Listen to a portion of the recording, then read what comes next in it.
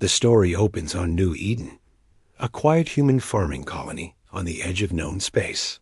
The colonists are simple farmers and miners who left Earth seeking a peaceful life among the stars.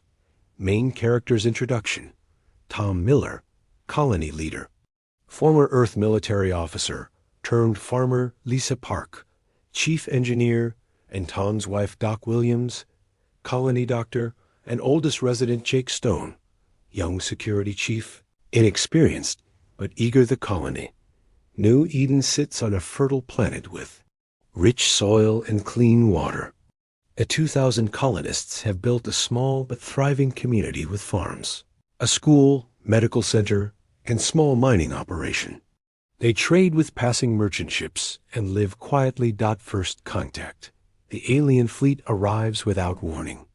The Kraken Empire, a militaristic species that conquers worlds for resources.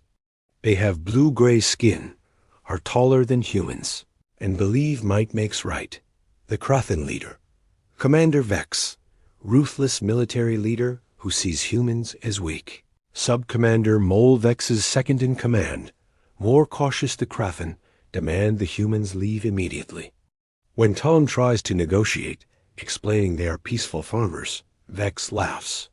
He says humans are soft and weak, unfit to hold territory in space. The mistake: when Tom refuses to abandon their homes, Vex decides to make an example. He orders the complete destruction of New Eden to show other species what happens to those who defy the Kraken Empire. The colonists try to evacuate, but the Kraken ships surround the planet. The massacre: the Kraken begin systematic bombardment. Farms burn, buildings collapse, and families are separated in the chaos.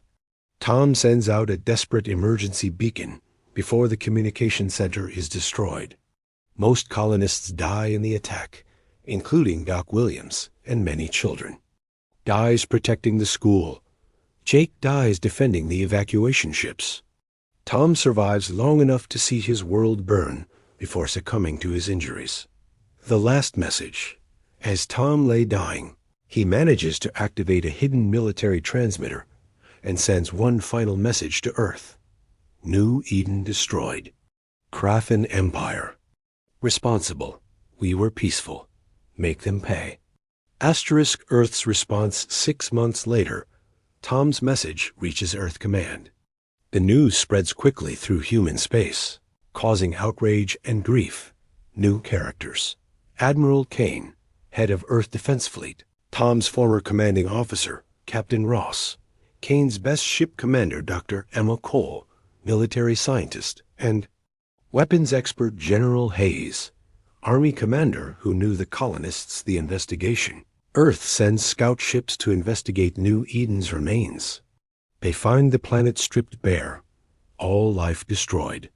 The Kraken left nothing but ash and took all the valuable minerals. Human reaction: the human government debates response options. Some want diplomatic protests, others demand immediate military action. Admiral Kane argues that showing weakness will invite more attacks on human colonies. Discovery: intelligence reports reveal the Kraken Empire has destroyed 12 other peaceful colonies belonging to various species. They believe non-military species are worthless and should be eliminated or enslaved. Preparation begins. Kane receives authorization to assemble a response fleet. However, he's told it must be proportional, just enough to make the Kraken stop, not start a war. The secret project: Dr. Cole has been working on classified weapons technology. She approaches Kane privately with plans for new combat systems that could give humanity a decisive advantage. Kane approves the secret development. Building the fleet. Shipyards across human space begin producing warships. The official fleet will have 50 ships. Impressive, but not overwhelming. Meanwhile, Dr. Cole's secret project proceeds in hidden facilities. Training and recruitment. Veterans from Earth's various planetary conflicts volunteer in massive numbers. Many are colonists themselves who fear they could be next. Captain Ross trains new crews in advanced combat tactics, intelligence gathering. Human spies and traders gather information about Krathen military strength and bases. They learn the Krathen have about 200 warships, but are spread across a large territory. The plan takes shape. Kane develops a two-phase strategy.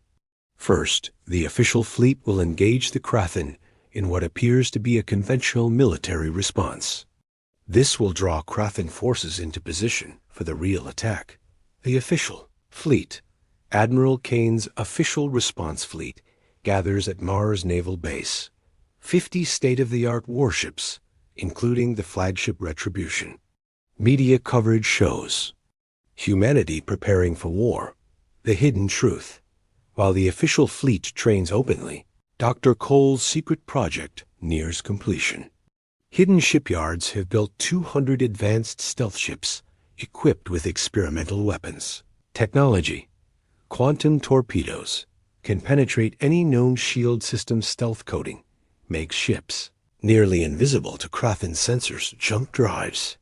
Allow rapid movement between star systems, the real plan. Kane's strategy involves the official fleet serving as bait, while the stealth fleet positions itself around major Krathen worlds. The goal is not just to defeat their military, but to cripple their entire empire. Character development. Captain Ross struggles with a massive responsibility. He visits New Eden's memorial on Earth, where Tom Miller's daughter, Amy Miller, who was studying on Earth during the attack, asks him to make sure her father's death meant something. The Krathen perspective.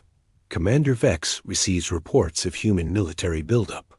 He's amused, telling his superiors that humans are playing soldier and will be easily crushed.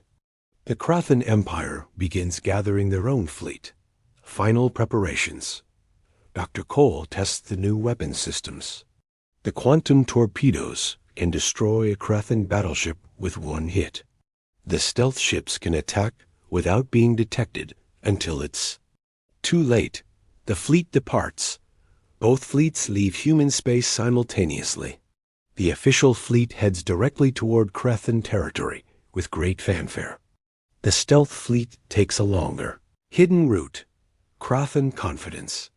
Vex intercepts human communications and learns about their 50-ship response fleet.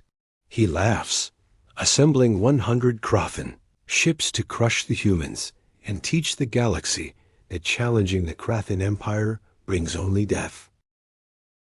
The Battle of Arcturus. The official human fleet meets the Krathen Armada at the Arcturus system. Commander Vex commands from his flagship Dominator, confident in his 2-to-1 advantage. Initial engagement. The battle appears to go as Vex predicted. Human ships are outnumbered and take heavy damage. Captain Ross's ship is hit multiple times, but continues fighting. Krathen overconfidence. Vex calls for reinforcements from Krathen home worlds, wanting to completely annihilate the human fleet. As a warning to other species, more Krathen ships jump into the system. The real attack begins. While all attention focuses on Arcturus, the stealth fleet strikes simultaneously at 5 major Krathen worlds. The attacks are perfectly coordinated and devastating. Quantum torpedo. Effectiveness. The new weapons prove incredibly effective. Krathen shields, considered impenetrable, offer no protection. Entire Krathen fleets are destroyed in minutes. Krathen panic. Reports flood in from across the Empire. Their most important military bases are under attack by invisible enemies. Vex realizes he's been tricked. The battle at Arcturus was a diversion. The tables turn. At Arcturus, Admiral Kane reveals his true strength. Hidden human reinforcements emerge from hyperspace jumps. The Krathen suddenly find themselves outnumbered and outgunned. Vex's realization. For the first time, Vex understands he may have made a terrible mistake. These aren't the weak farmers he destroyed on New Eden. Humanity has shown it can match Krathen military might and exceed it. The systematic destruction. The stealth fleet continues its assault on Krathen worlds. Military installations, weapon, factories, and fleet bases are systematically destroyed. The Krathen Empire's ability to wage war crumbles in hours. The final confrontation Krathen collapse. Within 24 hours, the Krathen Empire's military is crippled. Their fleet scattered, their bases destroyed, their leaders dead or captured. Commander Vex's flagship is the last major Krathen vessel still fighting. The Reckoning. Admiral Kane contacts Vex directly. He shows him images of New Eden's destruction and reads the names of every colonist who died. Kane tells Vex that humanity doesn't start wars, but it finishes them. Vex's defeat. Surrounded by human ships and facing certain destruction, Vex finally understands the magnitude of his error.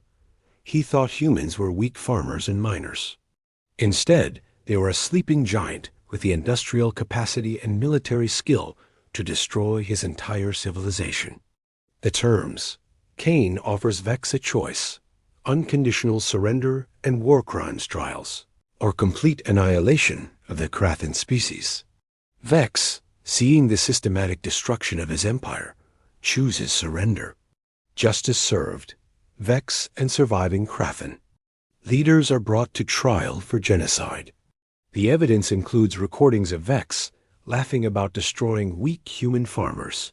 They are sentenced to life imprisonment. Rebuilding. The Krathen Empire becomes a human protectorate.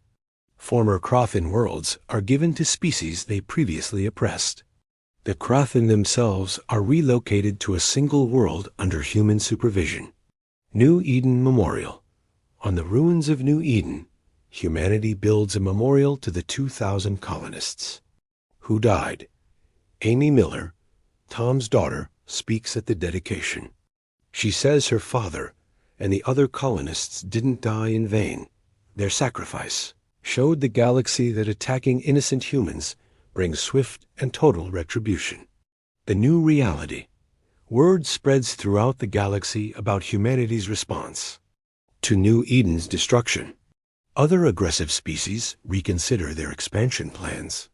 Peaceful traders and colonists find humans are now highly respected and feared. Epilogue. 5 years later, Amy Miller leads a new colony ship to establish New Eden 2 on a planet in former Krathen space. This time, they're protected by a permanent human naval base. Admiral Kane, now retired, joins the colony as their security advisor. The story ends with Amy planting the first crops on New Eden 2, while human warships patrol overhead. She speaks to her father's memory. "We're not just farmers anymore, Dad. We're farmers who fight back." Theme resolution. The story demonstrates the classic HFY theme.